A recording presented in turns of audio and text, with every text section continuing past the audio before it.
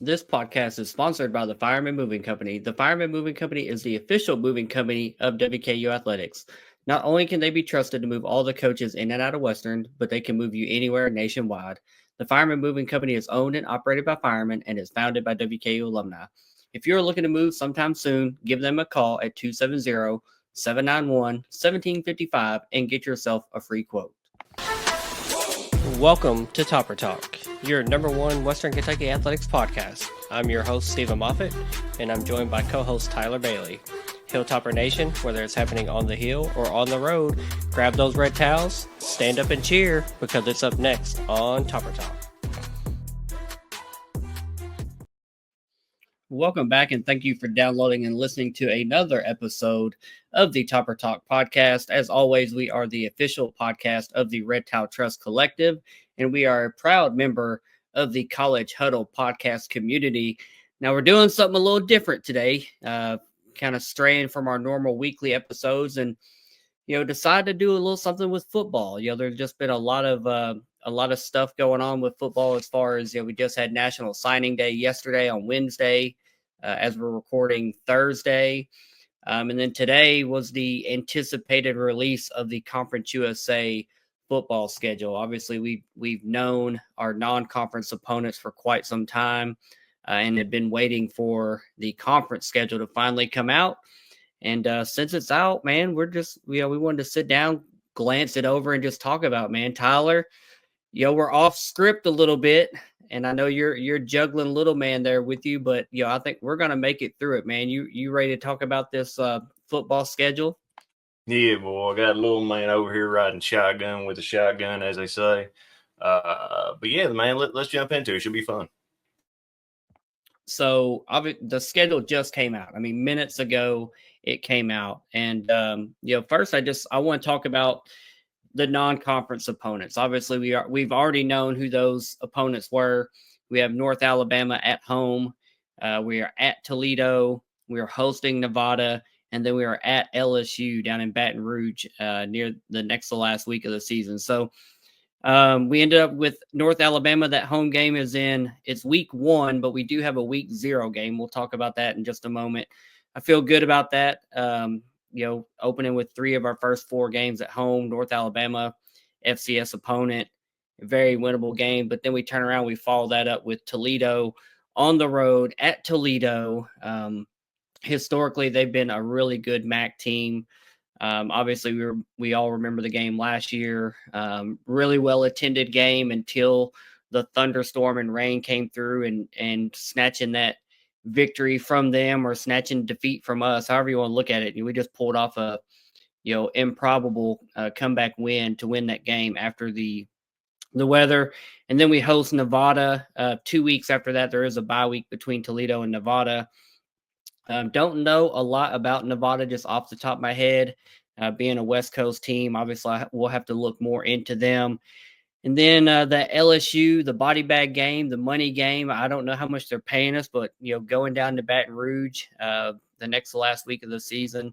I think the last time we were down there was 2014 or 15. I forget which year it was, but that was a monsoon game that I didn't get to make the trip and go check out their campus, their stadium, and all that entails. But hopefully I can make it this year. Tyler, before we jump into the meat of the Conference USA schedule, what are your thoughts on just the non-conference opponents and just kind of where they landed on the schedule?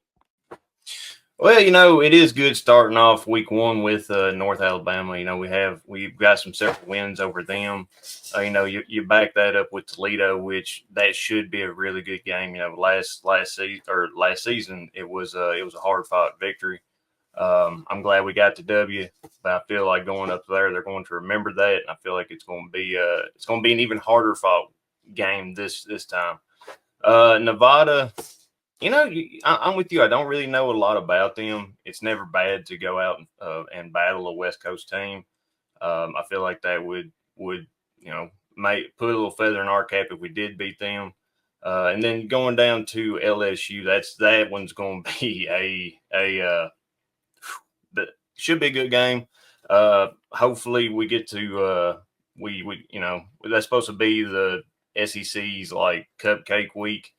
right before the rivalry week. So hopefully they overlook us and we come out there with a W. But I remember the last time we went down there, that rain, bad storm really took the passing game away from us, which was our strength that season. And then LSU just obviously won it in a big time. But I feel like that should hopefully that will test us. But then you got to think the game after that. So I don't know. I'm happy with the out of conference schedule though. Yeah, it's gonna be fun. I really like the way our schedule shapes up. Now, before we dive into who is on the schedule, first let's talk about the people that are not on the schedule. So this past season, with 10 members, we didn't play FIU. In the 8 conference games, FIU was the game that we didn't have on the schedule. We do have them on the schedule this year.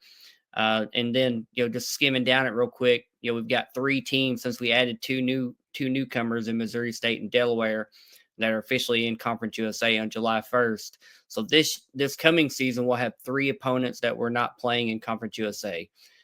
Those 3 opponents are going to be Liberty, UTEP, and Kennesaw State. So, I have a little bit of mixed feelings about that. Liberty has kind of been a thorn in our side for their first 2 years in conference. I expect them to be competitive and near the top of the league, kind of, right there with us year in and year out. I think we all know about their facilities.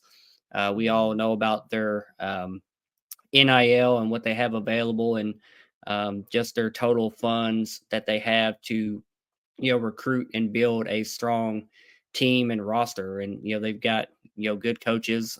They have good players. And quite frankly, they've beaten us 2 years in a row. If you look back farther than that, they beat us in 2020 as well, before, when they were just independent.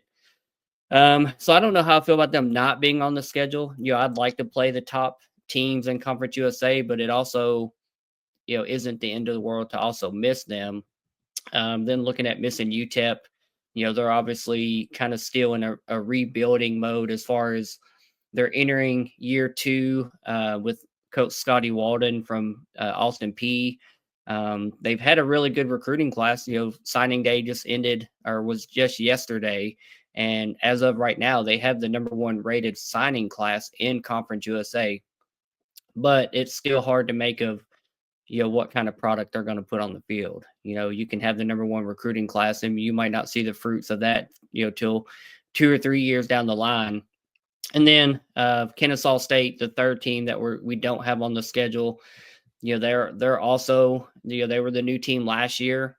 They also just went through a coaching change, kind of unexpectedly from our perspective. In my opinion, they got rid of their coach Bohannon and have made a change at the coaching ranks. So I almost don't know what to expect from them. I guess it's kind of fitting we play them tonight in basketball. But Tyler, what are your thoughts on the 3 teams that we don't play on the 2025 schedule? What was that first team you said? I was busy with little man. Kennesaw State's the 3rd. No, the first one. Oh, sorry. It's Liberty, Kennesaw State. Yes. It is always fun playing Liberty. That right there's a good rivalry game. And it kind of has been one-sided since even before they came to Conference USA. So it kind of sucks not being able to play them, because I would hold them up to the best of the best in Conference USA. Kennesaw, it was wild that they did fire their coach. Yes, I think they only won one conference game last season. They fire him right after they win it. I think if you could have gave him a little bit of time, he's in a recruiting hotbed down there in Georgia. I feel like he could have did good, but obviously the powers that be saw difference. And then UTEP, it does suck not playing in the Sun Bowl, or at least not playing them, because you're right. We've been conference mates for so long now, and then just not have them on the schedule, replacing them with 2 newcomers. It is weird, but I feel like the greatest loss that we're not playing is going to be against Liberty, because that one does bring both fan bases are passionate, and it kind of just a little unofficial rivalry right there. Yeah, it is weird. It's UTEP's last year in conference as they're moving on to the the Western Athletic Conference, or the Mountain West Conference, rather, excuse me, in 2026. So we won't get to send them out with an L, but we'll be sure to send our parting gifts down to El Paso. Looking at some of these teams that we do have, it's interesting that we have both Missouri State and Delaware, both the newcomers. We have them away. That's an interesting. I don't know, just the way it lined up. I guess. I don't know what to expect really from either of them. Obviously, Missouri State being one of the newest FCS call ups. I don't. I don't want to pencil it in as an easy victory. We're going and we're playing on the road. They have a good coach and Bowling Green High School area kid, and WKU former player and alum, and Ryan Beard. So he's very familiar with our area, our program, and what our expectations are. And he's done a lot of good there at Missouri State. So looking forward to that game. We do have a week 0 game, so we're going to get to see some Hilltopper football earlier than what we normally get, as Sam Houston does play Hawaii a couple weeks into the season. So we have them for week 0 on August 23rd, at home, and then we immediately go to hosting North Alabama the week after that, then at Toledo, and hosting Nevada the week after that, with a bye week after Toledo. So we've got a week 3 bye after the Toledo game. We have a week 7 bye, which is going to be after the Delaware game and before the FIU game. It's kind of, since those are midweeks, so it's kind of a weird 11-day stretch without games there. And then we have a week 11 bye, which is going to be between New Mexico State and the Middle Tennessee rivalry game, which, once again, not the last week of the season, not during that, rivalry week as it's been hyped up by ESPN and everyone that it is. I guess I'm kind of in the minority in the fact that I don't hate that our rivalry game isn't the last week of the season. I think we've seen over the last decade plus that, man, our attendance is not good that week, whether it's home or away. It's cold that time of year. And just the fans just don't show up. They'd rather stay home and watch it on TV or watch a P4 team, whatever their excuse is for not attending. Obviously, you and I would be there, but I think the earlier in the season that game is, nicer weather, I think that lends itself to having a better atmosphere, a better environment. We do have them at home for that rivalry game, 100 Miles of Hate, on November 15th. And I do like that we have that bye week kind of leading into it. I think Coach Helton has always done a really good job coming off of bye weeks. He obviously has just been blasting Middle Tennessee every single year we play them. They haven't beaten us since Coach Sanford was leading the team. But just looking at those week 3, week 7, and week 11 bye weeks, just what are your thoughts on those and how they kind of shape our schedule up and getting ready for the next opponent? Well, I do like the bye week in between Toledo and Nevada because, like I said, I don't know much about Nevada. With Toledo, we kind of know what we're going to get, but Nevada, with them kind of being an unknown entity, I do kind of like have that extra week of preparation for them. At FIU, I mean, that's kind of FIU. We have beat them historically a lot throughout the years, and I just don't feel like they're going to be much of a competition. And then you look at the one between New Mexico State and MTSU. I do kind of like that one because it does give you a little bit of rest to prepare for your rivalry, where throw everything out the windows, all the stats and all that, because MTSU may come fired up and finally ready to win. I doubt it, but they might. And I'm with you, and I'm glad that the rivalry ain't the last week of the season, but I do wish it was set in stone, like it's going to be this week every season.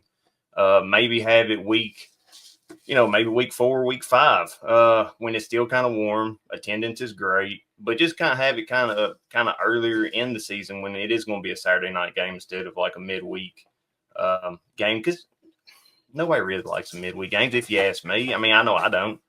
But it's kind of like it's just a beast that we had to tackle, being, the G5. I think I'd rather have, I do kind of like that bye week right there. I don't feel like the bye weeks hurt us any. I feel like they're only going to help us prepare for the next opponent. Yeah, then I want to look at the midweek games that we have real quick. So our first one, those midweek games are set in October. We do have a bye week, so we only have 3 midweek games. I think that's going to kind of be the norm. So our first midweek game is Friday, October 3rd at Delaware. So that's going to be it's not a full week turnaround from the previous week when we're at Missouri State. That's going to be a 6-day turnaround from playing at Missouri State on Saturday, the 27th, to going to Delaware on October 3rd. So 6-day quick turnaround for a couple back-to-back road games. And then after that first midweek, we have an 11-day layoff before our next game, which is hosting FIU at home on October 14th. And then our third midweek game is going to be at Louisiana Tech, which just always kind of seems to be a tough place to play, no matter football, basketball. It just seems like we always have troubles at Louisiana Tech. Even though we did win, we beat them 2 years ago there. That was the Malachi Corley game. He had 200 something receiving yards and just was running over people. Obviously, we all remember what they did this last year and just kind of really took the wind out of our sails and beat us pretty handily at home this past season. But the midweek games, I'm not a huge fan of them, but I'm also not completely against them. 2 of them are on the road this year, so it's only affecting our home schedule for 1 game. And those midweeks have also had another effect in that they've kind of forced our homecoming game, which is usually one of our better attendance games. Usually they used to always kind of land in October. This last year it pushed it to November. And I think, without knowing anything, they'll vote on that at a later date. But I would assume that homecoming date is going to be the November 1st game versus New Mexico State. There is a chance it could be the rivalry game versus Middle Tennessee 2 weeks later on November 15th. But I don't think they will push it back that far. But Tyler, what are your thoughts on the midweek games and that potential for homecoming? It's going to either be New Mexico State or Middle Tennessee, I'd say. Well, I mean, like I said, I'm not a huge fan of the midweek games. I get it. We do have to just eat the crow. Going against Delaware, though, I kind of like that matchup, seeing how they're coming up from the FCS. That's typically a game that, a few years ago when all these new batches of FCS schools came in, we only had, I think, 1 win against them. Sorry about the little man in the background. I don't know what. You don't like the games either. No, you don't. I feel like the attendance will probably be, I don't know, attendance may be up for them that game because it is their first season as FCS school. Then we get that bye week and FIU's coming up here. I feel like that will be a good game, good conference matchup. Typically people all over the country will typically be watching them games because it's midweek game. Football fans ain't got nothing else to watch, so at least that gives them gives us good nationwide coverage. Hang on, buddy. And then La Tech, yes, last season they really knocked us down into a slog out mess, buddy. I apologize, yeah. You better But pick him up. I'm about to after I get done saying this a little bit. And then you got La Tech. That should be a good game. The New Mexico State. Then you got New Mexico State. That'll be another good one to play. I do kind of hope homecoming would be right there at the New Mexico State game because once it gets too cold in November, I feel like that typically affects our attendance because it could be cold. It could feel all right, but also it could be rainy. And you know how some of the fans are whenever it gets a little uncomfortable. They ain't going to show up even if it is for homecoming, I feel like. But I think if you put the homecoming there on MTSU, yes, you run a bigger risk of the weather being adversive. But, I mean, what's better than a rivalry on homecoming week? And then I guess the last way I want to look at this schedule and kind of comb over is, the 24 season schedule was really weird in the fact that we alternated away, home, away, home, away, home, all the way down through the schedule, which I don't recall that ever happening before in my 20 plus years of being a WKU fan. I know it's just the way it landed. It wasn't intentional by any means by Conference USA. But looking at this year's schedule, our home games, we host Sam Houston, North Alabama, and Nevada. That's 3 of our first 4 games at home. And then we have FIU at home, New Mexico State at home, and Middle Tennessee State at home. Both of those, the last 2 towards the end of the season, with FIU kind of in the middle of the season and the midweek. So, looking at from a home and away perspective, I really like the way our schedule shapes up. I see a whole lot of wins on this schedule, and that's before, obviously we'll deep dive into each of the opponents and games and our teams and positions and our expectations. We'll do that later in the spring and summer as we get closer to July. But the home schedule, while there's not, I don't want to say there's not any big marquee names or matchups. At the end of the day, for me, it's about winning football games, and I see a lot of winnable football games on the schedule. And then looking at the away games, we're at Toledo. I expect that one to be a tough game just because they are good every single year. Their coach Candle he's been there a long time. He does a phenomenal job every single year. They're in contention for the MAC title. Then we play at Missouri State, at Delaware, at Louisiana Tech, all those kind of in the middle of the season. Again, all of those, in my opinion, are winnable games without knowing a lot about Missouri State or Delaware off the top of my head. But anytime you have a transition team, you just have to assume there's going to be some growing pains. And then our final road games, I guess a little bit of a tough situation is finishing with your last 2 games on the road, going to LSU. That will be tough. Obviously we're going to be big underdogs going down there. But who knows? Why not? Shock the world. It could happen. And then playing at Jacksonville State, we know how this past season ended, where we beat them at home to end the season and force a conference championship game rematch with them the next week, where we just quite frankly got obliterated. But it's a new year. It's not 2024. It's 2025 now. They've had a coaching change. They've had roster turnover that comes with that. So, while I do expect them to be good, I expect them to be competitive.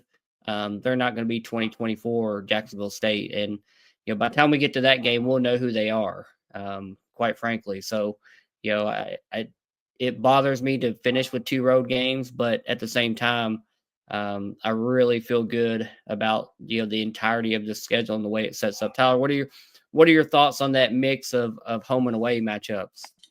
Well, last season, whenever we alternated weeks, I kind of liked it because it kind of did give you a good mix of going to the stadium or or staying at home and watching the game on TV or traveling down there to the opposing team stadium. It was really nice, but this time it is kind of it's a little bit more. We got 2 homes away, by home 2 ways. I do kind of like the mix, especially when it comes to New Mexico State. There's one thing I will never say about them again, and that's there's no ball hawks on team. I will never say that about them again. It's came back and bit me in the butt a few times. Hopefully we don't throw multiple interceptions that game. Starting out hosting Sam Houston, then North Alabama. That should be 2 good weeks of fan attendance. Should be warm, should be pretty. Hopefully people come and really make some noise. Then going to Toledo, like I said earlier, that one's going to probably be a knockout dragout. They're typically good in the MAC, always up there in the MAC. And, we typically are at the top of Conference USA. So having two kind of powerhouses come together at the beginning of the season should make for some pretty good football. Then when we go to Nevada, like I said, don't know much about them. Hopefully when we host them, hopefully it should be a pretty good game. No, I ain't got nothing to say about the schedule, man. I mean, it's all good right now.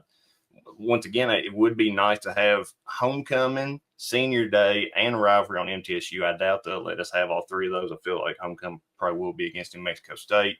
But I feel like having all 3 against MTSU would be awesome because that would be a great way to send out the seniors on a win. I'm not a fan of ending the season on 2 road games away either. LSU, that one could get ugly. But then Jack State, hopefully their quarterback and star running back has both either transferred or graduated, and they're not going to be there haunting the sidelines or haunting the field anymore. I feel like since they lost them and the coach, that should be a completely different team. And I am glad that one's at the last of the season as well, because that could be a rematch of the, depending on how the season goes. If Western is in a running for the conference championship, I mean, that could set the stage for a rematch of what it was this past season. So we just don't know. We'll let the chips fall where they may. Yeah, we're not going to dive in today right now into a projected win-loss for each of these games, because one, I think there's still, I mean, we just had signing day yesterday, and the transfer portals obviously taken away a lot and added a lot to teams. And then there's going to be another transfer portal window in April after spring ball. So, I still think there's a lot of unknowns for a lot of teams. I think we have a better idea today than we did, into December when the portal opened, and we all just had mass exoduses and didn't know how many players we were losing. We lost 27 players, I think, to graduation as seniors. We've lost 20 plus players to the transfer portal, but we've also, total signings were at 50 new players signed to the team, and a lot of those players are going to be impactful players. We've talked about Maverick McIver, we've talked about an offensive coordinator Rick Bowie. We'll dive in more to the signings and the roster changes and the expectations and previewing of each team. We'll do that later, between spring and fall ball, around the time that Phil Steele magazine comes out in July. But just overall, I just wanted us to get together and just talk about just quick reactions about this schedule. And just on paper, I really like it. I was told that there was going to be some surprises on it. I was told, hinted at the week 0 game without being told. No Liberty is kind of bittersweet. No UTEP in their last year, kind of bittersweet. And then, Kennesaw, they just kind of are what they are in year 2 in FBS. So obviously I'm glad the football schedule's here. It makes it feel like we're, one day closer to college football being back. I think I saw some college football tracker accounts tracking. I think it's like 199, 198 days until college football is back, which, feels like forever, but we'll, spring ball is right around the corner. And then we'll have fall ball after, school comes back in August. And then, we'll be talking about week 1 or week 0 rather versus Sam Houston before we know it. But man, I'm really looking forward to it. I'm glad the schedule's out. It's just more talking, more chatter for media, podcast, fans, whomever, just looking at the schedule and starting to think about how these matchups are going to go. So really looking forward to this schedule and, getting to play all these games and, be back in the house and hopefully making a couple road trips and seeing some other schools that maybe I haven't seen before. But looking forward to it as always, man. Again, a little bit of a different episode for us, a pop-up. Literally no notes. You and I usually are pretty scripted out and know what we're saying and doing, and we don't have Reed as a sidekick to jump in and help us and save us. And my dogs downstairs going wild. They have their own opinions as well, but really looking forward to it. Glad the football schedule's here. I'm sure there's going to be a lot more discussion online or on the message boards or whatever about the pros and cons and things you like or don't like. That's why we're here. Just talk about it, man. I'm glad, Tyler, that you jumped on. I guess hit us with some of your final words about this schedule and do the thing. Take us out of here. I do think they're kind of dodging us. So Marshall is. They're playing Missouri State and MTSU, but they can't put us on the schedule. But, I guess that's cards. Going to be cards, I reckon. Face us or do whatever. I do kind of wish we had some Sunbelt teams on our schedule, but, I mean, that is the way it falls. But, no, I think this will be a good football schedule. And, it does give us something to look forward to as the weeks and months progress. I'm waiting for signing. I'm waiting to see all the players we get. If we get some wide receivers from if the offensive coordinator does bring some wide receivers with him, that'd be cool. But as you know, go Tops as always, and Mafia is better than us. Nobody, buddy. You know it. See y'all. Go Tops. Go Tops. Later, guys.